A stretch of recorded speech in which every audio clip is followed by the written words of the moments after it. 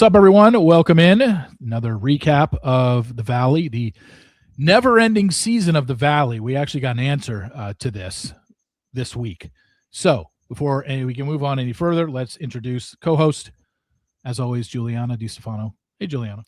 Hello. So we found out this week that tonight, or last night's episode, was not the finale. Next week's episode is not the finale. The following week's episode is the finale, July 29th. That means this season has 18 episodes. There's not even a show on network television that has 18 episodes. Like back when I was growing up in the 80s and 90s, like a full season of any sort of drama, Cheers, Cosby, it was like 22, 24 episodes. That was like a full season, and that was normal. But ever since streaming came along, you get like 8 episodes of your favorite show, and then you got to wait a year to get season 2 and the next 8 episodes. Some of my favorite shows, growing up, Beverly Hills 90210. By the way, when they got to college, they were doing 32 episodes a season. Lost 24 episodes a season, essentially, outside of the strike shortened season. They went a little bit fewer in the last few seasons, but the fact that The Valley in 2026 has 18 episodes before we have a 2-part reunion, so it's going to have 20 episodes total. I don't know any other show on television that's getting 20 episodes a season. It's crazy. And the worst part is it's not worth 18 episodes. There's no there. It's like, oh, is this show end? And it's like, no, we're going to give you more random stuff that we don't care about. Yeah, this is just, when I saw that, I was like, you got to be kidding me. We still have 2 more episodes before this thing is over. But so I've got good news and bad news. We're going to start with the bad news. Okay. I watched Big Brother last night first, and then I had recorded The Valley, and I start watching The Valley and saw the first 45 minutes, and then the screen froze. So I did not see the last 15 minutes. It basically ended. The last thing I saw was all of them at lunch, all the women at lunch with Zach celebrating Lala's 7-year birthday, right? Sobriety birthday. So that's the last thing I saw. I don't know what happened. You didn't see the engagement party? No, missed it. Oh, good. I mean, to be honest, you didn't miss much. Okay.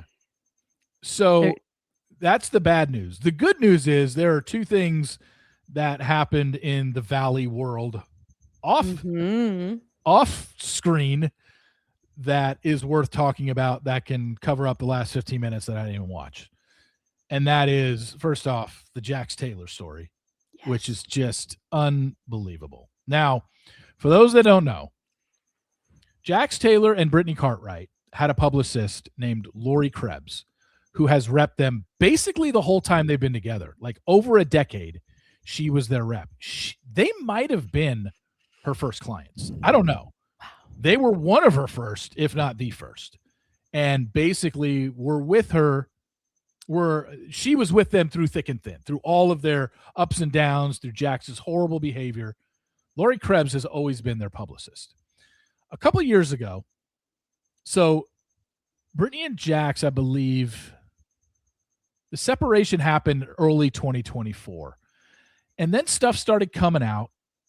Maybe it was on Dumois account where somebody did, anonymous tip about they claimed that they saw Jax and Lori Krebs hooking up. This was 2 years ago, while Brittany had already separated from him. It was after that. So it was in this separation phase, even though there was a part of the separation phase where Jax was trying to get back together with her.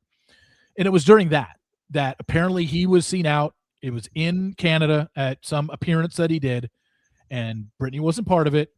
And somebody claims, like, I literally was watching them hook up. It was debunked. There were no pictures. There was no video footage of it. So it was just some anonymous person's account of what they claimed to see. And Brittany even took to a podcast back then. It might have been their podcast, because remember, Brittany and Jax had a podcast. And she even said, total fabrication. Lori is the best. She's been with us for 10 years now. Great friend of mine. She would never do that to me. And it just kind of died off. Nobody thought anything of it because there was no proof. And unfortunately, it might have been true, but with no proof nowadays in 2026, it's just nobody's going to believe stuff with evidence. Hell, most people Mm-hmm. don't believe stuff even if you do show evidence. If they already have Right. a narrative in their head that they don't want it to be true, they'll just skirt around the evidence because facts don't matter to a lot of people anymore. So we find out this past weekend, TMZ has photos of Jax and Lori Krebs in Mexico. His birthday was on Saturday. Pictures of them clearly together in a pool at dinner. The pool, obviously, she was a lot more closer to him. And all hell breaks loose. And since then, according to reports, Britney has fired her as her publicist, as she should. The people.com story says that this isn't just like the people.com story says Jax and Lori are dating. Oh my gosh. And the TMZ story said Jax and or Lori they knew that TMZ was posting these pictures. TMZ probably contacted them and said, hey, we're going to run with this.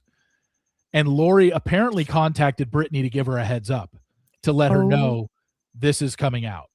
And I guess Britney has dumped her as a publicist. Now, we have not gotten a public statement from anybody yet.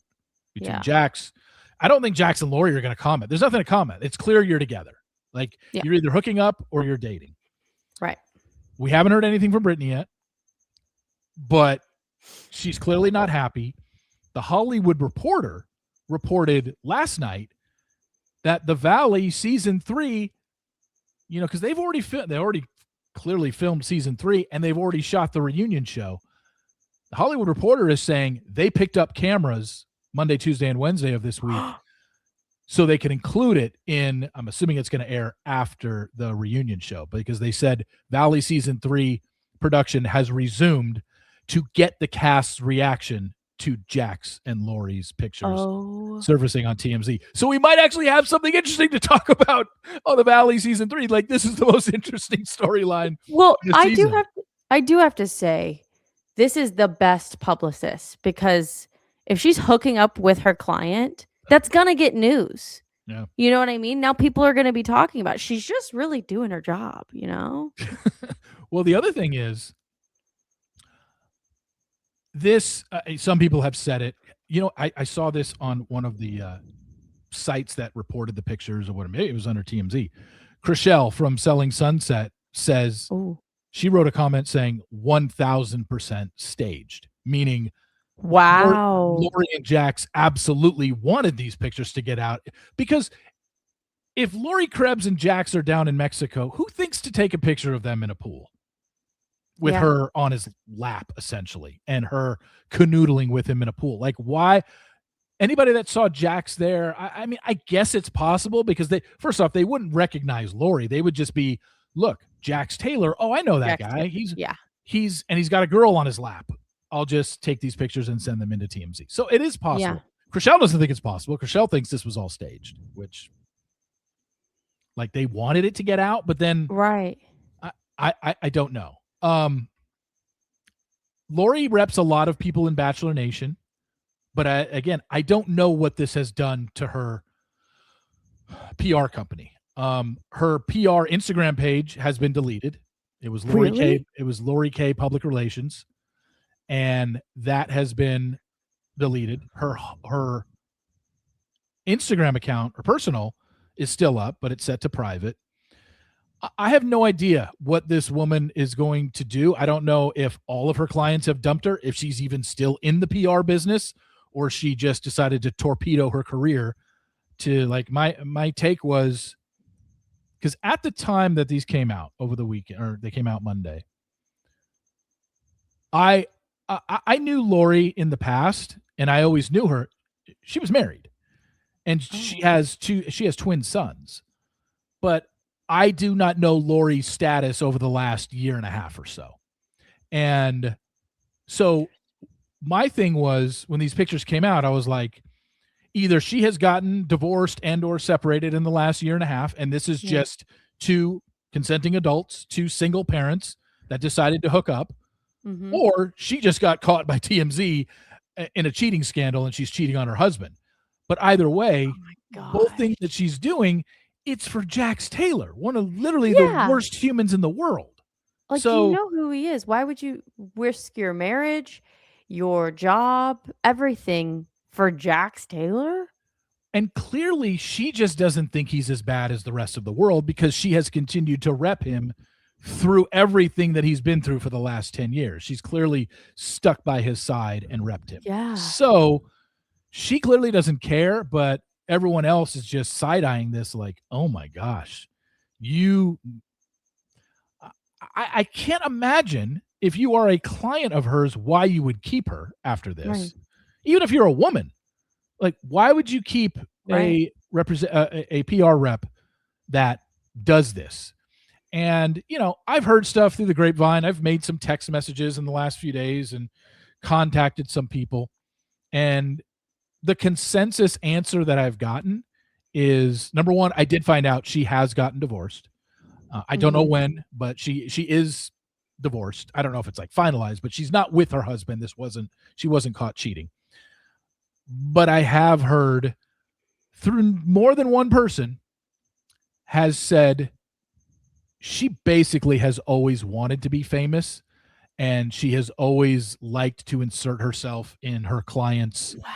parties and showing up and stuff like this. And like, it's almost like she got what she always wanted, name in the news. Yeah.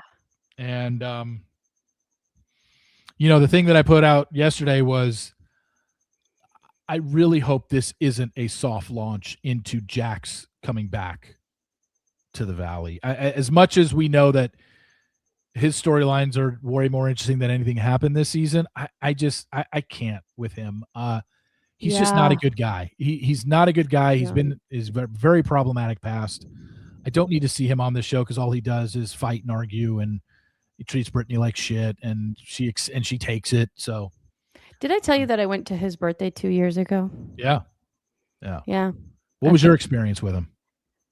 Oh my gosh, he was so mean and he kicked my friend out. Well, she was drunk, but I wasn't. I took a shot with him. I have videos of that.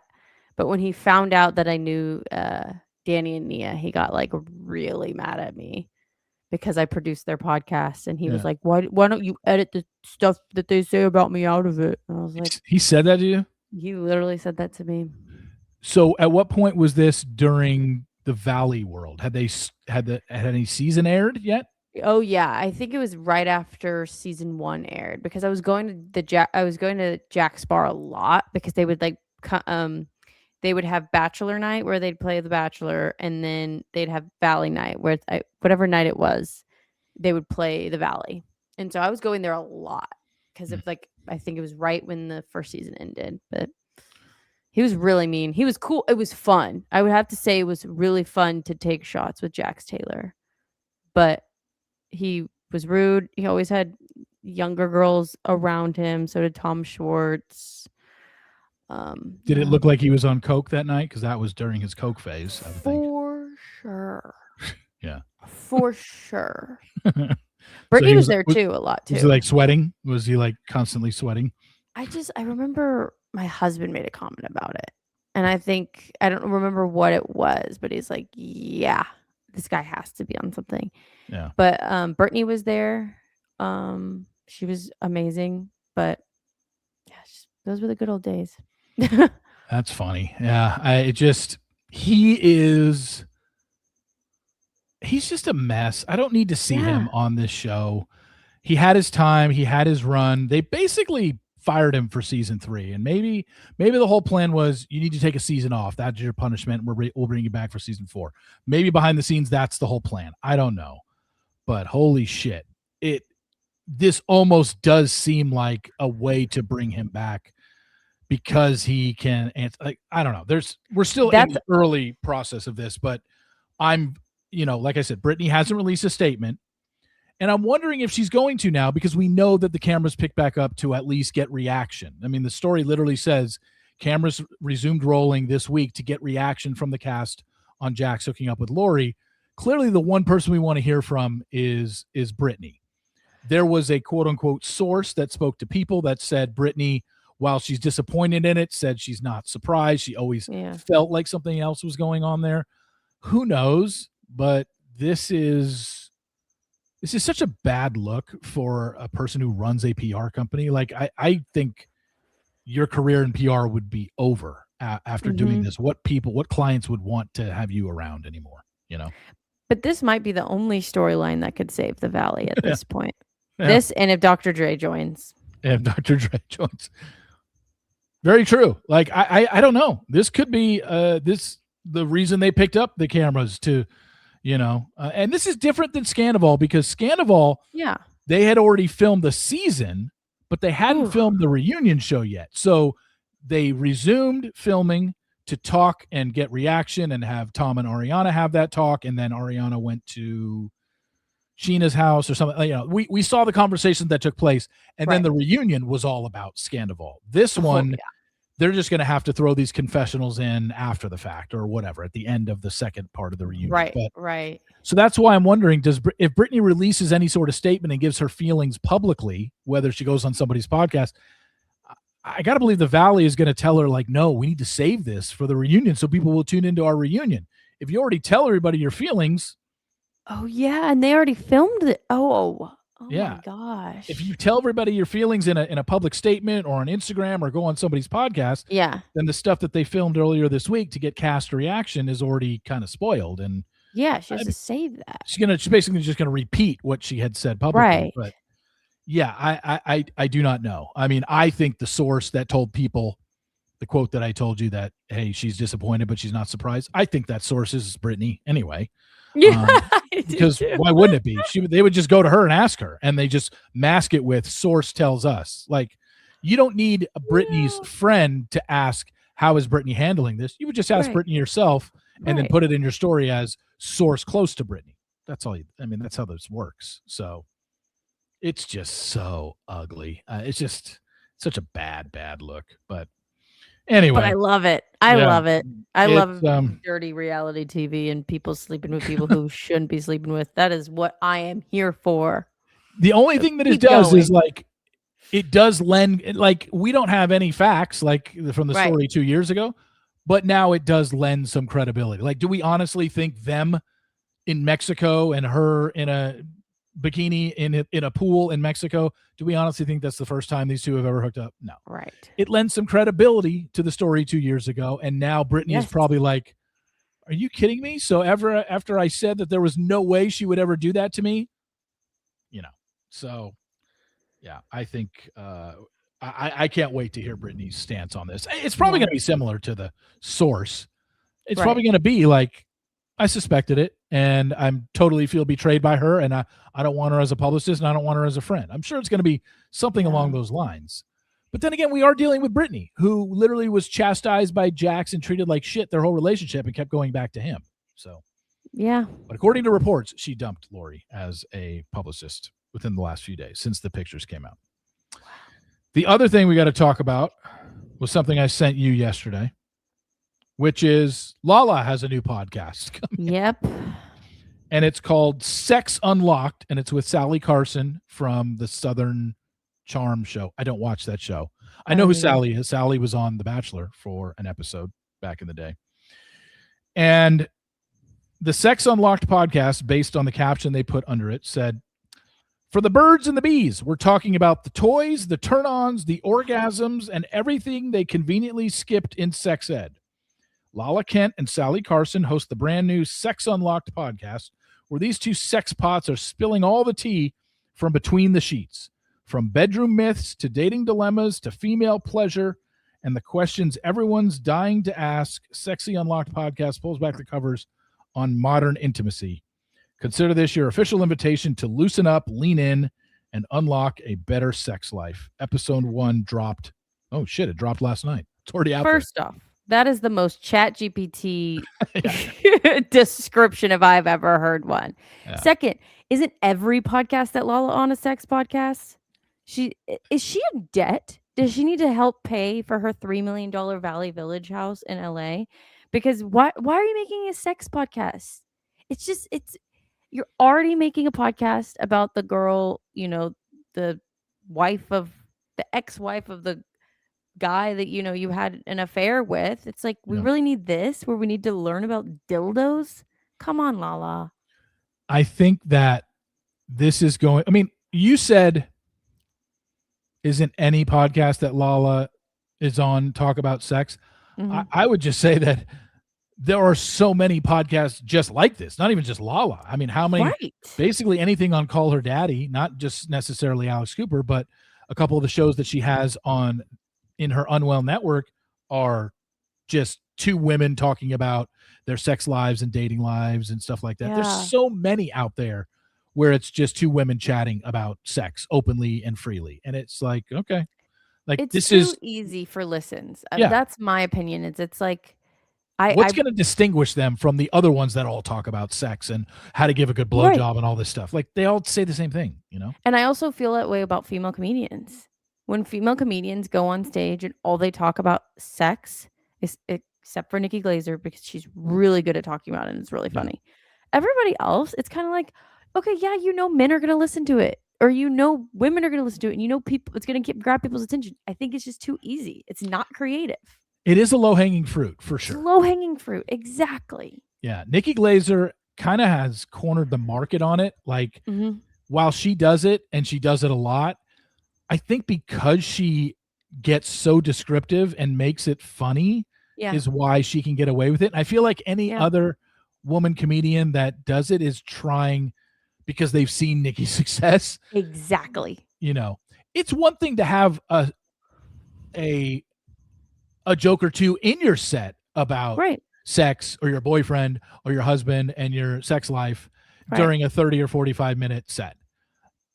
Nikki Glazer will do an hour on sex talk Yeah. alone. And I think that that's where, when I see a lot of women comedians doing 15 to 20 minutes on it, I just always feel like, yeah, they're trying to be like Nikki because they've seen how it's taken off for Nikki. And Right. imitation is the sincerest form of flattery. And I feel like they just think, God, if I can be just as good as Nikki, but maybe a little less raunchy or something, I don't know. But yeah, And I agree. I think it's just too easy. And, you know, there are women that can get away with it. And some people, I'm just trying to think of, I mean, can you think of any off the top of your head, women comedians that are really leaning into the sex talk like a lot? I feel like Sarah Silverman has been dirty. I Oh, don't yeah. remember She who did it it for a long was, time. but Sarah Silverman, who I love. Yeah. But yeah, I Amy just Schumer, heard. well, Yeah. Nikki Glazer is a product of Amy Schumer. And Right. Amy Schumer did it for a while.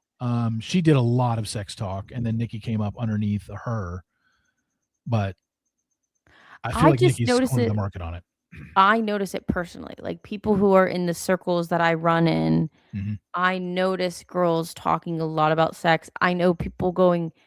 I have this theory that it's like sometimes if you go viral on the internet doesn't mean you're funny.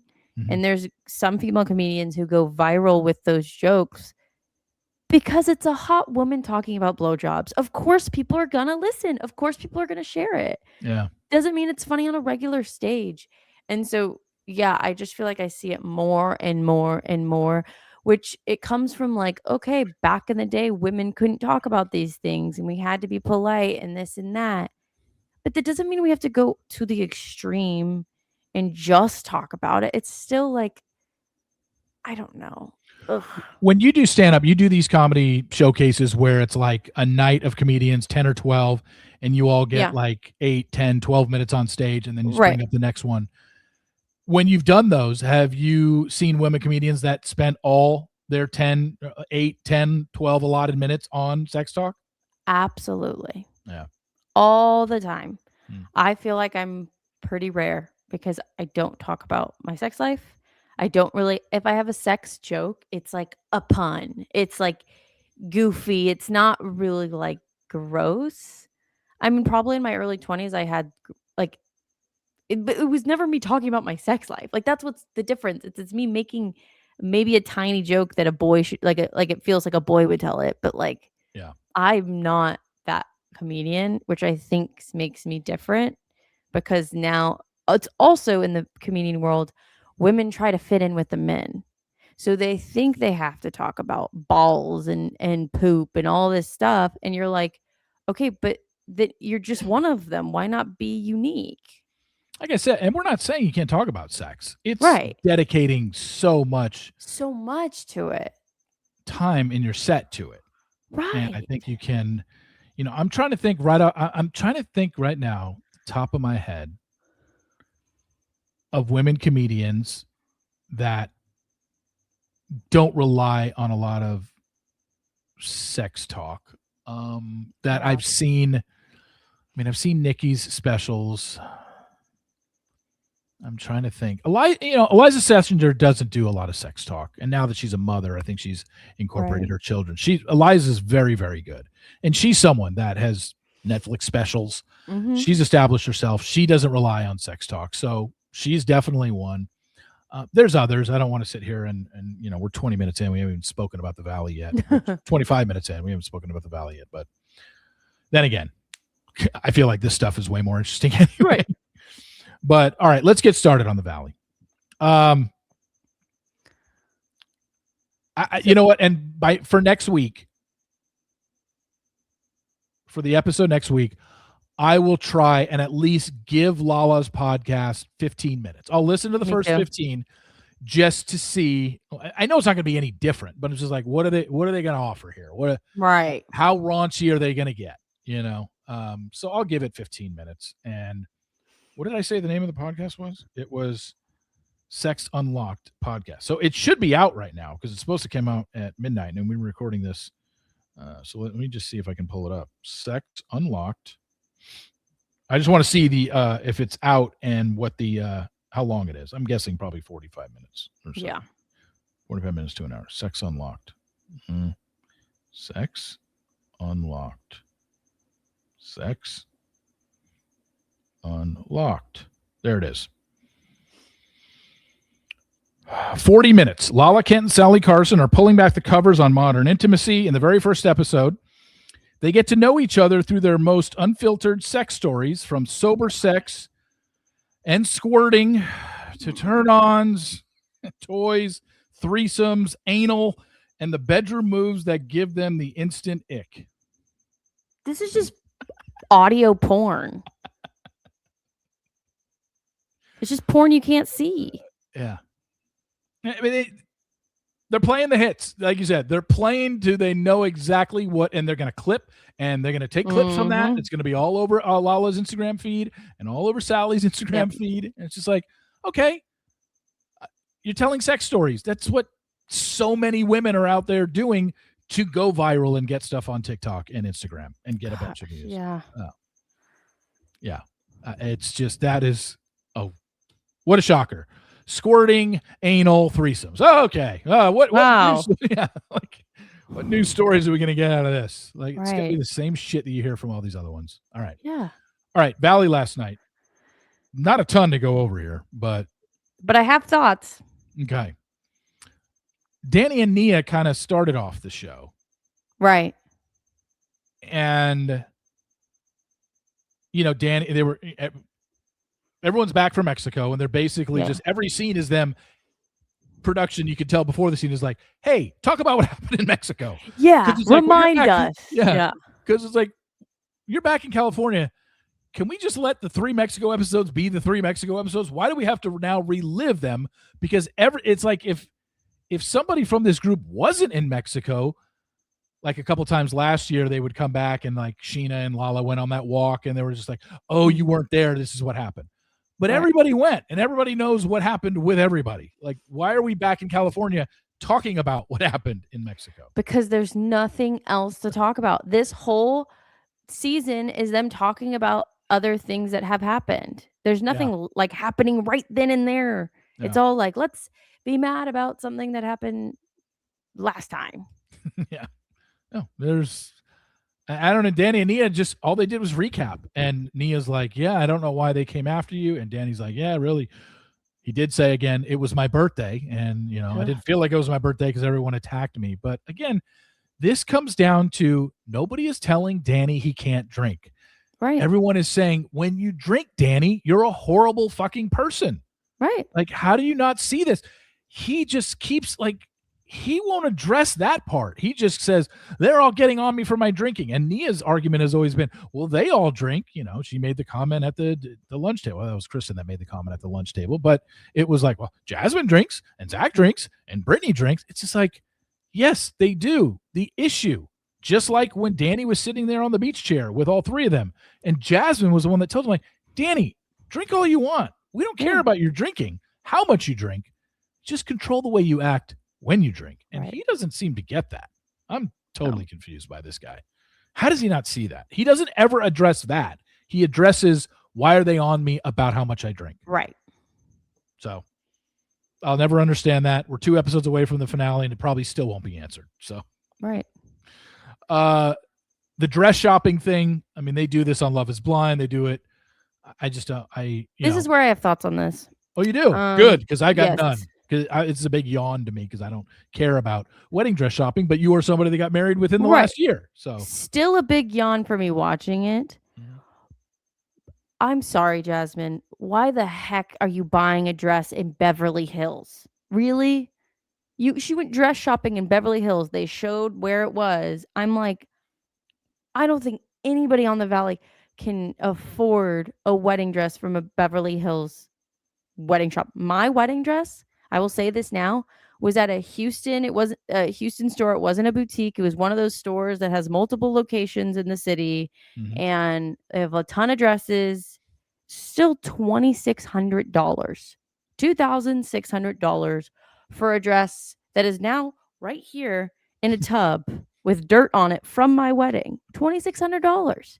That's a lot of money. A Beverly Hills dress, I cannot imagine how much that is.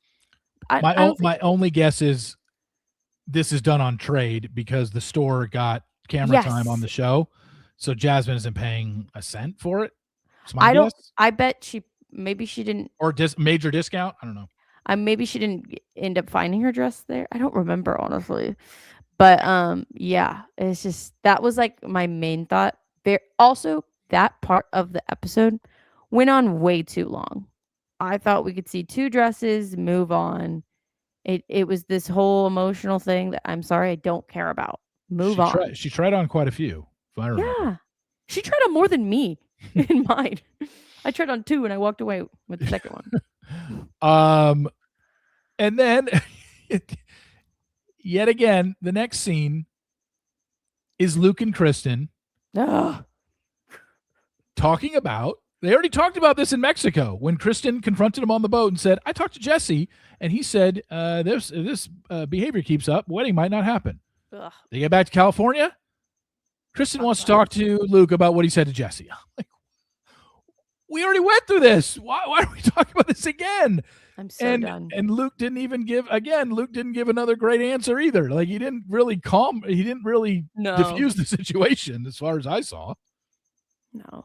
He didn't. He was just like, well, and she's like, but when you asked me to marry you, you didn't have all these caveats. He's like, well, things have happened, and yeah, things are different. When I asked you to marry me, I wasn't experiencing these things that I am now. I was like, yeah, because you guys have had a child since then. Right.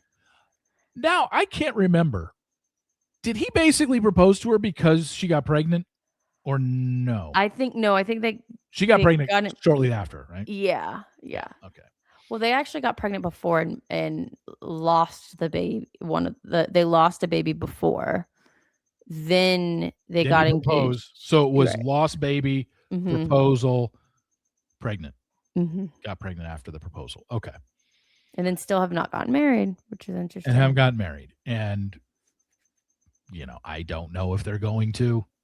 Which being engaged is just he's just your boyfriend, but you have a ring now. It's like the whole being engaged for so long and not married. I never understood that because marriage is actually something. Like, you're joining things. It's a huge legal deal.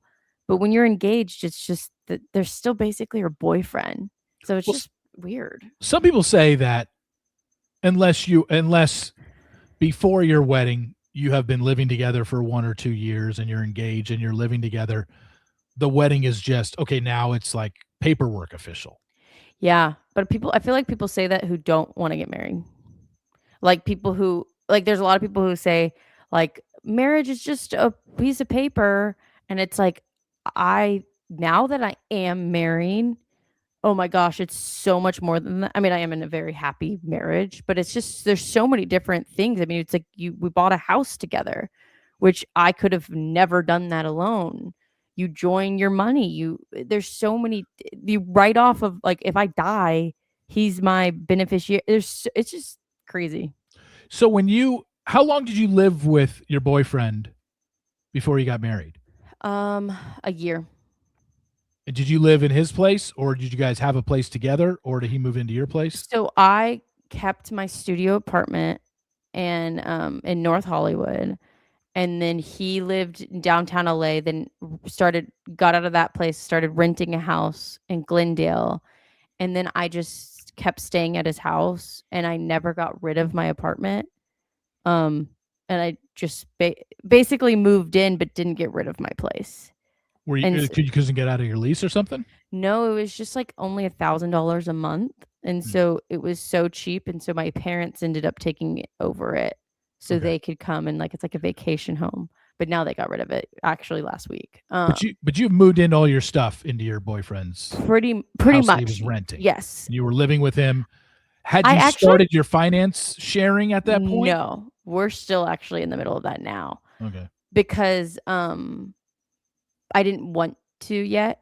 Like I mean, he gave me like one of his cards if like for emergencies and everything like that. But we never joined accounts. I still haven't yet because I don't know how. um, but yeah, it's just still it's such a big deal, and it's so different. I actually feel like it's different living with him now that we're married because Hmm. every decision we make is bigger. We got a dog together. I'm glad I didn't have a dog and now it's his dog. It's like we got a dog together and we chose this house together. We had to, count how much money we each make to figure out if we can afford this. It's just so much cheaper than just, well, we've lived with each other. It just felt different, but I also was a person who wanted it to feel different. So like after I got married, I wanted something new. So I Hmm. wanted a puppy. And then the house was a complete random accident. We didn't think we were going to buy a house. And then the next would be a baby where we're like, okay, I do feel married. But Yeah. Interesting. Yeah, I yeah. mean, it's just I think it's different for everybody. Obviously, Right. some people live together for 5 or 6 years as an engaged couple, and then the wedding happens, and they're just like, yeah, it's basically nothing's changed. I mean, we've been living together for the last X amount of years, Yeah. and nothing's changed. But you guys, I think yours is different because yeah, you were living together, but like you said, you've now bought a house. Like if you guys did not buy this house and you just stayed living in his rental Right. home in Glendale, maybe it wouldn't have, things wouldn't have felt different after your wedding night. You would have just gone back to the same place you've been for the last year, right? Like, Right, and I also did not sign a lease with him. I never signed a lease with him. I knew we were gonna get married, I knew we were gonna get to the wedding, but that was a rule I had. I was not gonna sign any documents with someone I was not married to. that you weren't married to. Okay, so you weren't Yeah. going to do that. Okay. No, so it was, uh, everything was always under him, and I also he was paying the full rent, and I paid the rent for my little studio apartment that I Hmm. never was at. Yeah, that's Crazy. interesting that you did that. But then our house burned down in Glendale, so then we had to Gosh. move. Then the next house was where right before our wedding was the house that we really did actually fully move into together, but we were only there for less than a year until we moved into this one. Gotcha. The next scene was after Luke and Kristen was Lala and Kristen Mhm. talking about Danny. Yeah. And it's almost like I can see Kristen working here because Lala was making sense and Lala was just like, Kristen, how do you not see? You were there. How do you Right. not see how he acts? And she's like, I just must be in my own zone and just so focused on what's going on with me that I just don't see it. And so yeah, that is her excuse of basically defending Right. Danny. I don't know. I don't buy it. It's just like she's planted her flag into the Danny and Nia side, Mm-hmm. And nothing that anybody says can seemingly change that opinion, even though they're presenting her with examples and being like, you were there, you saw it. What do you mean you're... And she's just like, I guess I'm just focused on my own stuff. Yeah. I don't know if it was Lala or someone else made a good point. I think it was Lala, where it's like, yeah, because the moment she says anything bad for her, they're gonna off her. They're gonna be like, nope, we're done with you, Kristen. So Kristen can't say anything bad about Daniel or Nia. And that was her way out of it. Is, well, I guess I just am so laser focused on what's going on with me and my baby and my husband, and it's like, but you were there. You know what Danny acts like, and she's making excuses for him. Mm-hmm. So like, there's no other way to look at it. She's clearly burying her head in the sand and just either refusing to acknowledge it. Well, yeah, that's what she's doing. She's refusing to acknowledge it. There's no way she doesn't know what's going on, even though that's the answer that she's giving to Lala. Like, I don't see it. Right. I find that hard to believe. I think she sees it and she doesn't want to talk about it. Yeah. And she doesn't want it because, like you said, Danny and Nia will cut her off. They would cut her off. Yeah. Danny getting a vasectomy. I've never gotten a vasectomy, but why was he feeling something going on? I know the procedure only took 7.5 minutes, according to the chyron on the screen, but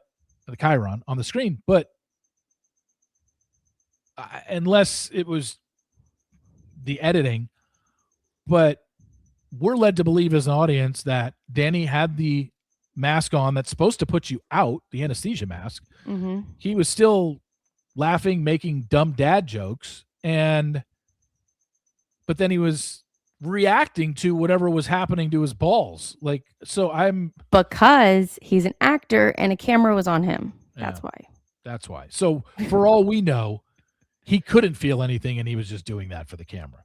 That's what I would think. Because that doesn't give us men who might have a vasectomy in the future. That kind of freaked me out. I'm like, wait a second, I thought I wasn't supposed to feel anything. Right. And why aren't I passed out? I cannot imagine. That sounds like it hurts. That's what I mean. Like, you shouldn't feel a thing. Yeah. Because I don't think that this, and he's saying epidural. Like, I know for like when you have a baby, an epidural, it numbs you from like the waist down. You're not out when you're giving birth. Right. It's not anesthesia. They numb you from the waist down. I just assumed one of the two things happens during a vasectomy. Either they do numb you from the waist down and give you some sort of epidural for men, or you're out, just like kind of like when you get a colonoscopy as a man. You're out. You're only out for like 20 minutes because colonoscopy only takes about 8 to 10 minutes to do. Right. You're only out for 20 or 30 minutes on a colonoscopy, but it's not like you're out just like, getting your wisdom teeth pulled. So I didn't understand that at all. Why is he feeling anything? But again, this could be. Why did he bring television. Zach? Zach has come to every procedure. When Brittany was getting her stuff, he was there. Like, so weird. When she was getting her, it was her tummy or whatever, her mommy makeover. Her mommy makeover. Yeah. I felt bad for Lala because of her dog. I did too. Yeah. I don't know Lily. Was Lily ever featured in other episodes? Like, did you? I don't remember her. It felt very okay. We don't know what to talk about on this episode, so let's talk about Lala's dog dying. So yeah, I didn't watch Vanderpump Rules, so I don't. So it sounds like she wasn't even. You never saw Lily in those episodes. No, really. But yeah, anytime I have had to do it once. Oh, it's so bad. And it was the worst day of my life. Not even close. Nothing compares to it. To be there in the room as they just look, it's painless, but it's the worst feeling in the world because you're just there. And look, it's weird because this happened in 2018 and I had an appointment at like 4:00 in the afternoon to put my dog down. And I had written a column that day telling my audience that it was happening that afternoon. And I openly asked the question to my audience, like, I don't want to go through this. I don't want to be there. I can't I can't put myself through this. This is just I've never had to put a dog down, but I was basically asking like, should I be there? And everybody that emailed me, including some people that were vets or vet assistants, all said, whatever you do, do not drop your dog off and leave. They know. And I'm like, Oh, really? my heart is breaking. And it was awful. I'm glad I was there with her. How old was your dog? Oh, she was 11 and she Oh. had cancer all over her insides, and it was just, yeah, it was bad. But she wasn't like, it wasn't, she wasn't in, they basically just said, you know, dogs have a pain threshold where you don't even know. Like she had a bunch of cancer and on her hemangiosarcoma, and it was all over like her liver and her spleen and stuff like that. And they're just like, look, we can take it out, but there's no way we're getting rid of all of it. So it's basically a stay of execution here. Like you might have a couple more weeks, you could have a month or two. And I was like, I don't want to deal with that. And I literally scheduled an appointment to have her put down 2 days later after the doctor told me that. I was like, I just don't want to deal with a dog that, you know, could end up just being sickly and just walking around and limping around the house. I didn't want that at all. Was she a beagle? She was a beagle mix. Yeah. This was in 2018. And so I went that day and I was with her. It's really quick, you know. It's basically like when you go to the doctor and they put an IV in your arm, except this IV has stuff that basically puts your dog out and euthanizes the dog. And they just, you know, their eyes slowly close and that's it. But it's awful. It's the worst feeling. You'll never experience anything like it outside of, you know, obviously a child death or something like that. But I don't have any children, so this was the first time. I had never had dogs growing up. This is the first dog I had ever had.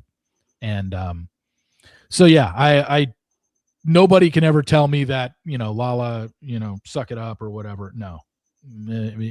I'm sure Lala was there when the dog was put down.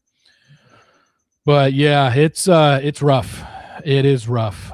There's no other way around it. But you should, I'd say this for anybody that's ever been there or is going to be there and experience it sometime in the future, you have to be there for them. Even though you'll never, that moment where the dog officially passes, you'll never get that out of your brain. But you have to be there. I mean, I was a mess for 3 days. Like I didn't do anything for 3 days. I cried for 3 days straight. I did not eat. I just could not.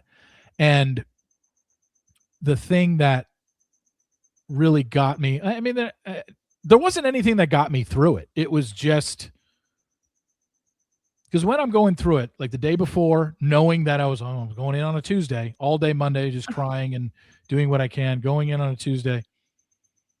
And I'm just like, and then it happens. I go home. I'm lonely because that was the only dog I had at the time. And just, you know, crying the whole night and whatnot. And then I'm just like, how is this ever going to get better? Like I put my head down every night and I'm like, when am I not going to feel this way? You know, it's just like, and the answer that looking back on it now is it's one day at a time. It's just the further you get away from it, in the moment, you think there's no way in the world I will ever, ever, ever not be crying all day long. But then you get to, you know, the second day out, the third day out, and you're sad. It's not like you're throwing parties, but you eventually get over it. Not get over it like forget about your dog, but just to where the sadness turns into you just think about them and you think about good times. You know, that's the best way to put it. Is my dog is my whole world. Yeah. I love him, and he's brand new. He's 9 months old, and I cannot live without him. Yeah. Like I had childhood dogs that we had to put down, and I remember it being really sad. But like having my own dog has changed me, and now I'm very afraid of that day. Yeah. No, and that's the thing. It's crazy because we all know, I mean, outside of a tragedy, we all know anytime we adopt a dog or we buy a dog, we're going to outlive them. You know, that's just the way it is. And it's going to happen. Your dog, and my dog and everybody's dog outside of, a tragedy happening to us, Right. we're going to outlive them. And at some point he's going to, whatever. And just be there for him. That's all you got to do.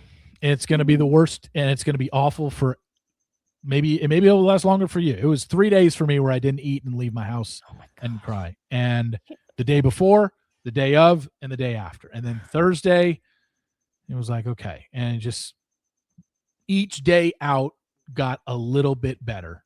And now it's been, 8 years. So, and I still think back on my dog fondly. But yeah, just the vision of being there, obviously, as it's happening, it's just, that's a snapshot that just never goes away. And it's just awful. It's just it's the worst. And like I said, we never had a dog growing up. That was the first dog I ever had.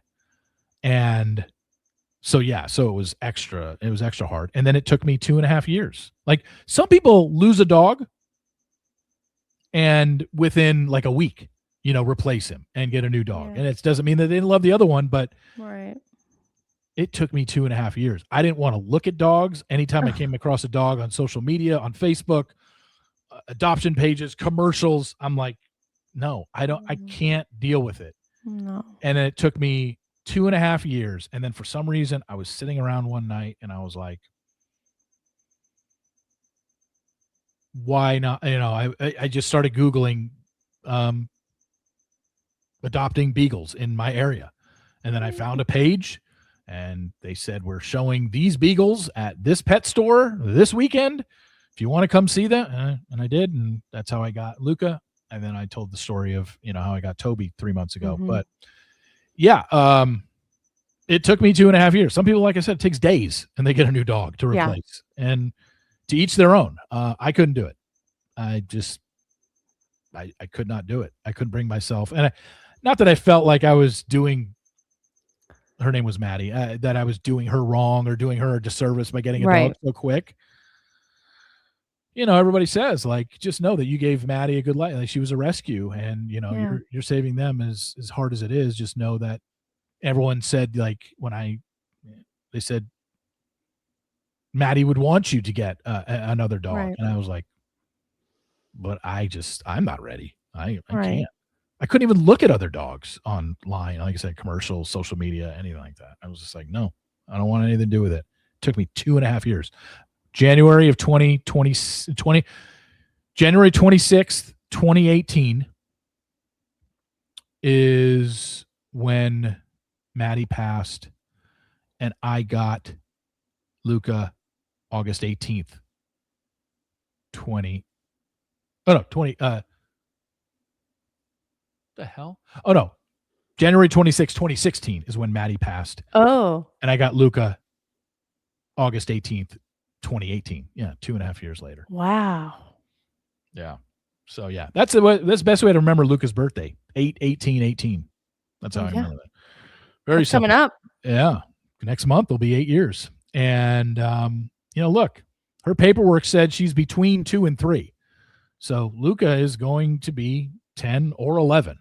And as of right now, hasn't had any health issues. She just went in for her biannual check this week. But I know I don't have a lot of time left. It is what it is. It's going to be 10 or 11. And beagles, Yeah. Maddie was like, I had Maddie 8 years. And when I got her, she was between 3 and 4. So she was like 11 and a half. So yeah, that's the crazy thing. So it's tough. And all you can tell people is just be there for them. Be in the room. Don't drop them off and leave. But just know it will be the worst day ever, but you will eventually get over it and get through it. But for a while, it's going to just be fucking terrible. Yeah. Like, there's no other way around it. Because dogs, like, your dog, our dogs, there's whatever you're going through, they don't care. It's just this unconditional, love that Yeah. they say your pets like, so yep, that's was a real downer. Anyway, Jesus. All right. So the last thing that I saw, as I said in the beginning of the episode, at the 45-minute mark, I'm watching it and it just stops playing. I'm like, oh, did I hit pause? No, I was just being pause.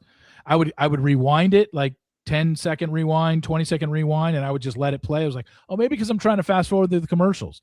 But no, when I played it, it just stopped at that 45-minute mark. And you can still see the rest of the green bar on the bottom of the screen. But I just couldn't get to that part, either by playing it or fast forwarding to it. So the last thing I saw was the lunch at the table with everybody, all the women, and Zach. And who's the one that was? Nia wasn't there. All the other women were there, and Zach. That whole thing nothing made sense about that conversation, about the blocking of Zach flipping a coin and then blocking. Yeah, I saw that. Well, then yeah, later on, Michelle talks about it, and then it's like a recap of Zach not making sense. Like that whole thing just was weird. And then they bring it up later in the episode. That's one thing you missed, was that engagement. Did it happen at the engagement party? I think Michelle said something like, wasn't that lunch weird? Zach wasn't making sense. And then it flashbacks to Zach, and they would put like him saying something and making him look like he's not making any sense. But yeah, it was just weird. I did not understand that. So basically, before they're leaving for Mexico, or before they left Mexico, Janet and Zach made a bet or whatever, and Zach lost the bet, so he had to follow Janet. But then right when he got home, he unfollowed her. What it was. And she's like, well, then why did you follow me in the first place if you're just going to unfollow me? And he's like, well, because I didn't think we were there yet. And he's like, okay, then why'd you make the bet? Just, again, something very minor and petty. Yeah, so again, following and unfollowing. Just right. What grade are we in here? Exactly. I'm like, what? This has to be a whole part of the episode. Yeah.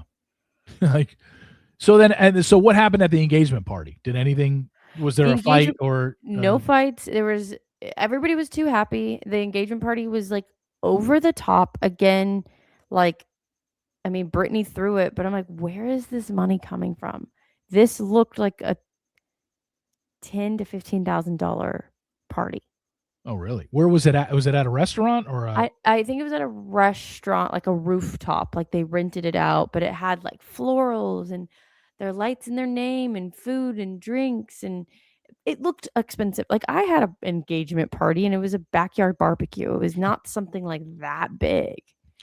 Well, see, that's the thing that I think about when this show comes on and they throw parties like this. Like Brittany threw Jasmine and Melissa an engagement party, but does that mean she paid for it? Because that's it's what I want to know. On TV, Brittany's not spending $10,000 or $15,000 on Melissa and Jasmine's party. She's not going to do that. So it makes me think that the show gave that, wherever that rooftop was, just gives them publicity. In return, they get to rent out that space, and the decorations and stuff like that is probably paid for by right. The show. Like, there's no way that Brittany paid for her. I feel like that with every party, like the Frontier party, housewarming party that Nia and Daniel had. They obviously got probably free or discounted things by promoting it on their Instagram, but still, it's just like, who's spending this much money on this kind of party?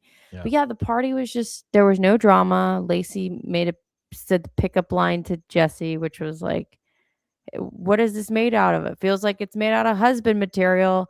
And then later on, Melissa and Jasmine were giving a speech. And then Lacey said something, was like, maybe I do believe in love.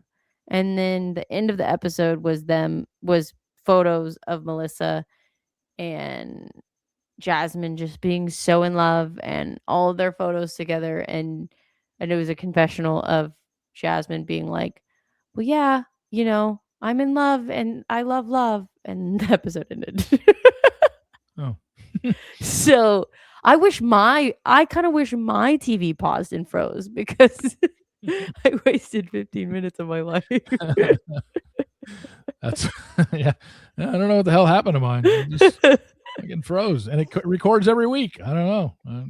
I've never watched it where I didn't fast forward to the commercials. So. And I was sitting there and I was like, all right, so where's the drama? And then like the credits happen. I'm like, really? And they're like, next week on the Valley. And then I was like, okay, more people not. Do you remember what they teased for next week? What do we get coming next week? Anything interesting? There was something and I missed what Kristen said, but Kristen said something, well, Nia. And I don't know what she said. And then Lala and Brittany were like, oh, of course, Nia. There was that. And then it was Michelle and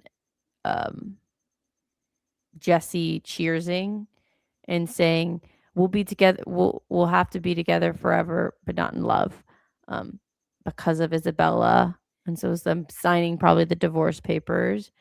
And then and then the photo shoot of Brittany, and she's like, I got my body back. And it shows her body, and then it shows the photo, like the screen of the photo, and they definitely made her skinnier in the photo. That was it. And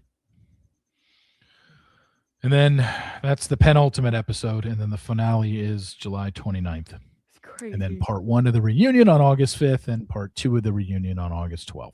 So we still got literally, well, it's right now the 16th of July. So we literally have a month left of the show. Crazy.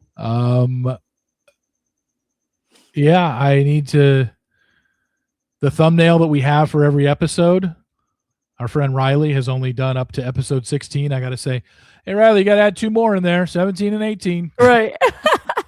And then you got to do reunion part 1 and reunion part 2. Like, I told her around episode 7 or 8, I was like, I don't know how many episodes this thing is, probably 13, 14, right, or whatever.